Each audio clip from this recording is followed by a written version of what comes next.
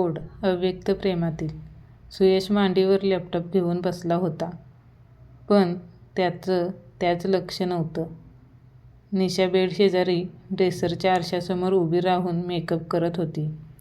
सुयश बेडच्या पायथ्याशी मुद्दामच बसला होता, त्यामुळे त्याला निशाला आरशातून निरखता येत होतं. तिकडचे त्याचं एकसारखं लक्ष जात होतं. निशा मुळातच खूप सुंदर. तिचे काळेभोर केस, टपोरे बोलके डोळे, गोबरे गोबरे गुलाबी गाल, सरळ नाक, लाल चुटूक ओठ, सगळंच मोहवणारं. त्यात ती थोड्याच वेळापूर्वी बाथ घेऊन आली असल्यामुळे केसांचा पुसूनही थोडासा राहिलेला ओलावा तिच्या मोहकतेत अजूनच भर घालत होता. अधूनमधून तो तिच्यावर चोरटा कटाक्ष टाकत होता. खरं तर निशालाही ते कळत होतं आणि त्याची प्रत्येक चोरटी नजर तिच्या मनाला सुखावत होती. संपूर्ण शरीरावर गोड रोमांच उभे करत होती.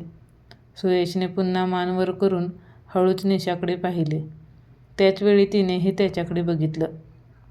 तिच्याशी नजरानजर होताच दचकून सुयशने लॅपटॉपमध्ये डोकं घातलं. निशा हळूच खुदकन हसल्यासारखा त्याला भास झाला.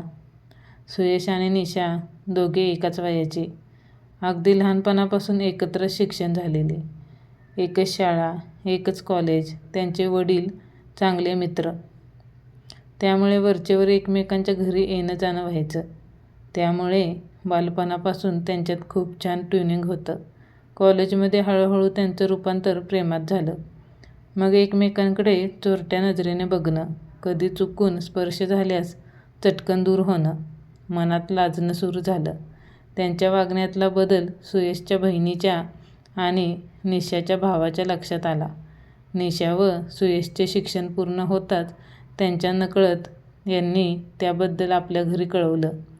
मग दोघांच्या आईवडिलांनी निशा आणि सुयशमध्ये लहानपणापासूनच असलेल्या मैत्रीचं कारण पुढे करून त्यांच्यासमोर एकमेकांशी लग्न करण्याचा प्रस्ताव मांडला.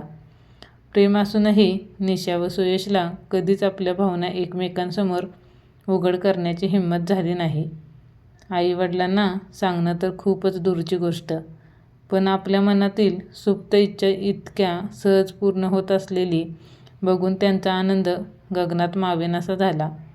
दोघांनी अर्थात होकार दिला. यथावकाश निशा सुयशचं लग्न पार पडलं.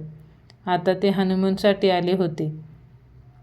मनातून दोघांनाही वाटायचं, आपल्या जोडीदाराची खोड काढावी, त्याने लटकच रुसावं, मग समजूत काढण्याच्या बहाण्याने त्याला आपण मिठीत घ्यावं.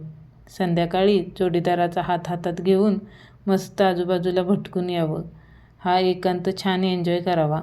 पण त्यासाठी मनातलं प्रेम व्यक्त करणं गरजेचं होतं, जे करणं दोघांनाही जमत नव्हतं. एकमेकांबद्दल ओढ तर होतीच, जी लग्नानंतरच्या सहवासात अजूनच वाढू लागलेली, पण संकोच व भीती आडवी येत होती. आवरून झाल्यावर निशाने मागे वळून सुयशकडे पाहिलं. त्याच्या मनातील चलबिचल अस्वस्थता चेहऱ्यावर स्पष्टपणे दिसत होती. निशा जाऊन पलंगावर त्याच्या शेजारी बसली आणि त्याच्या हातावर हात ठेवला. सुयशने हळूच मान वर करून पाहिलं. निशा अतिशय भावनाविवश नजरेने त्याच्याकडे बघितलं. त्याचा हात अजूनच घट्ट दाबत निशा बोलू लागली. यश, मागच्या 2 वर्षांपासून मी हे मनात दाबून ठेवलं होतं. तुला सांगून टाकावं असं खूपदा वाटायचं, पण हिंमतच होत नव्हती रे. पण आता मला आपल्यातला हा संकोच, हा दुरावा संपवायचा आहे. सुयश बोलता बोलता निशा थांबली. मग खाली मान घालून लाजत हलक्या आवाजात म्हणाली, आय लव्ह यू सुयश. बोलून निशाने मान वर करून सुयशकडे पाहिलं. तो तिच्या अचानक थेट बोलण्याने जरासा बावरला होता.